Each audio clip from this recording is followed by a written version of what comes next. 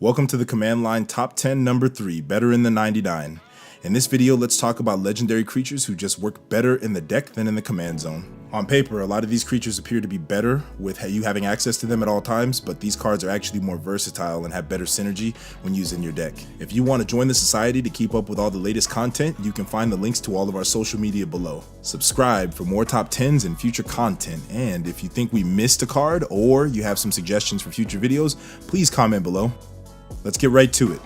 Mikaeus the Unhallowed. I think you all know who he is, and if you don't, just say Mike and Trike at a table and watch the players cringe. When we look at Mike's stats, he looks like a fine card to stall the game out until a combo piece arrives, but the more often than not, he doesn't do much in play.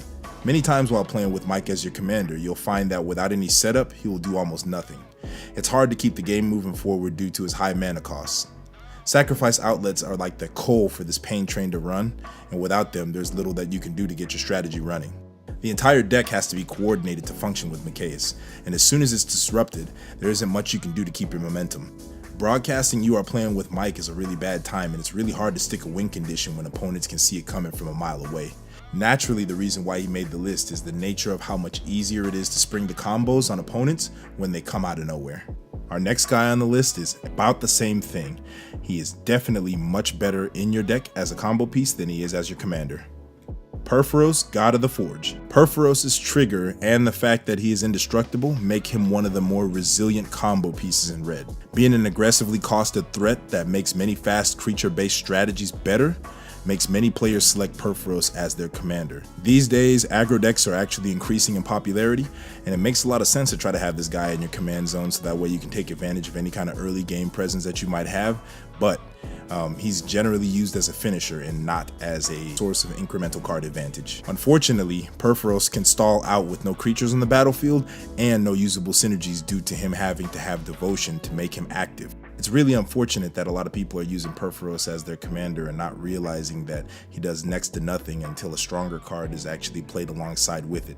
He has virtually nothing to do. When making this list, we arrived at the conclusion that the other more aggressive commanders could interact better and advance the game state without waiting around for the commander to be active and relevant. Looks like we got a new card on deck. It's Azor the Lawbringer. Even though he just came out, I can see him shaping up to be one of the strongest creatures printed in recent history. He's very mana efficient and has 2 relevant abilities. To talk more about it, we have Jeff the roommate to give us his opinion. In our testing, he is showing a lot of promise. Who wouldn't want to run back a Sphinx's Revelation every turn? Azor's ETB trigger is very relevant in the respect that it offers built-in protection for himself and spells for 1 turn rotation. I've played with the card a few times now, and playing it on an empty board pulls you so far ahead of the entire table you'll probably never run out of gas. The thing is, Azor is a fine card, but when you are already ahead, that's when you get to take the most advantage of him. When you're losing the game, he just doesn't seem like he'll put you back up when you're down. He feels more like a finisher in that respect than a commander. Of all the cards we reviewed, this pick was the most questionable. I personally will be trying to prove this list wrong as my commander. I'm going to take us back to old school Magic where we just used to counter spells and draw cards. Next up, we have Mizzix of the Izmagnus. Mizzix is historically one of the stronger Storm commanders, which is why it's strange putting this guy on the list. I believe his clunky mana cost as well as how fragile he is as a commander has earned him a spot in the 99. His static ability to reduce costs of instants and sorceries in relation to its own cost becomes a problem, and on curve getting to add experience counters becomes a chore and you might end up washing if he's destroyed. He is certainly explosive, but under the right conditions. There are many situations where you simply run out of gas when trying to maintain that advantage gained, and the entire deck is completely dependent on him being on the battlefield, and it becomes really unfocused and awkward to pilot due to there being so many X spells and high costed instants and sorceries. Unfortunately, he just ends up being much better in your deck than as your commander. I'd prefer to run out a commander that gives you an immediate net advantage instead of one that provides a conditional advantage. I like having more certainty when I'm building a deck around a commander. Oh, it's Maelstrom Wanderer. Dude, I played this guy in a draft. Savage. Seriously, this guy is pretty much one of the most efficient creatures ever. Double Cascade? Who doesn't like free spells? Okay, so basically this guy is paired with one of the most broken mechanics in the game, and it gives you the ability to keep up with faster decks. Being a haste enabler is really relevant, but at the cost of 8 mana, you'd have many more efficient ways to do the job. Basically, the way to get the most from this guy is to go for broke. What do you think, El Jefe? I like to think of the Wanderer as an engine for card advantage as opposed to an insane combo piece. Casting 2 free spells is like drawing 2 extra cards. My big issue with it as a commander is that in the color combinations you have several options for creating a more cohesive deck that doesn't require you to play off of the cascade mechanic to try to get value. You can just get it with the other teamer commanders and get more by using him over and over again. As your commander, much of his utility comes from casting it multiple times, and that makes it rather linear and difficult to find versatile playlines that give you the tools to do more with the deck than just slinging spells. Next on the list is one that we just added after coming to the conclusion that she just wins faster when you cheat her in. Breya, Etherium Shaper. Bay is crazy. If you just used the partners and didn't have to dedicate so much effort into casting her, you could just cheat her in and start loops and infinites in the same way Shroom used to. We feel like in the colors, she has every tool available to just go the distance. Having her in the command zone creates all kinds of handicaps players seem to overlook, and the biggest one being that she's linear, and having her as your commander pretty much tells you everything that you need to know. She may be strong enough to deal with the problem, but still, it's a relevant handicap, and there are a lot of strategies that just open up when she's in the deck instead of just being in your command zone. A traditional Reanimator package along with all the usual suspects in the Esper, Izzet, and Mardu combinations are very easy to assemble and execute when an opponents are not expecting to deal with it. Masking your playlines creates so much versatility that you can expect to do much more than you ever could with telling your opponents that you're playing Rafflethopter or Kiki combos. I wish I could say no Sliver belongs in the command zone and hope it catches on, but I don't run the show. Sliver Queen. While she's extremely mana efficient as a card, putting opponents on a 3-turn clock, Sliver Queen is not anywhere close to as relevant as the other choices. Due to how aggressive Slivers are, the Queen simply doesn't do enough to secure your playlines. Do you like Indestructible? Do you like Tutors? Do you like beating the brakes off of players with little ugly boogers? Play one of the other ones. They're much better for aggressive strategies. Considering without a strategy that will take full advantage of all the tokens, hint, it's bad, you'll be making 1/1s at great cost and barely affecting anything at all by putting all that effort towards making little dudes. I realize I sound really salty about talking about Slivers, and that's because I am. Slivers are so bad all the time, and they could have been really good, but they always just disappoint.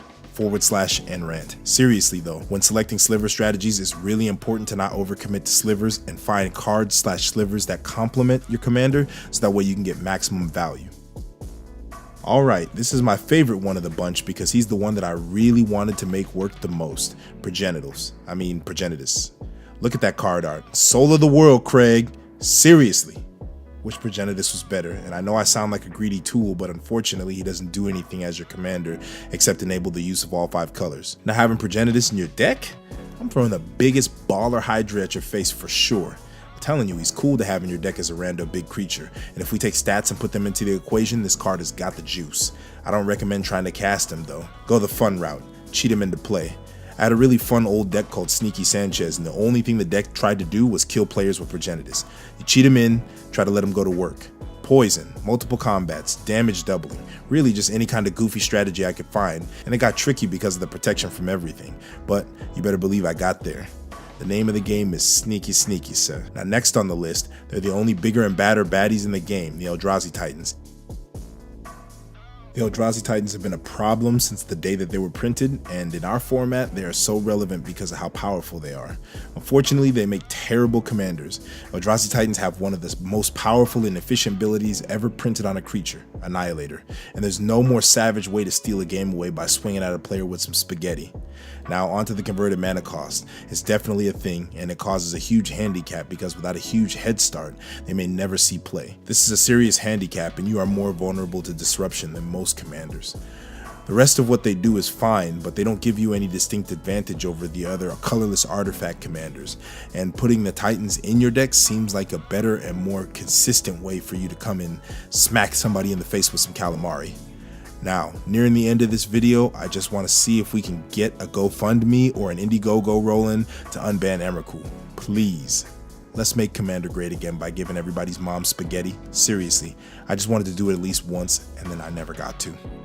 Alright, well here's the part in the video where I get death threats for ragging on your commander. Azami is a great card, and she is definitely one of the OG mono blue commanders that helped put mono blue control on the map. Don't get me wrong, The video is about explaining why the cards don't belong in the command zone, and she is no exception. Azami is just old, and that's all there is to it. The newer mono blue commanders just do all the things better, and Azami is now relegated to a support role in many wizard decks and mono blue control decks where a wizard is the commander. Some non-wizards are even doing it better now, and while being extremely relevant in the format still, she has handicaps that now outweigh the benefits of using her as a commander. Her mana cost, the amount of wizard density that you have to make the deck take full advantage of her activated ability. I miss playing with her, but at this time, I can fully admit she's past her prime. Card advantage is the name of the game, and these days when you're playing in islands, there's just more efficient play lines and synergies that make her less useful as a commander and more relevant as a combo piece, or even just a source of repeatable draw in decks that can run her. It's so sad to say it,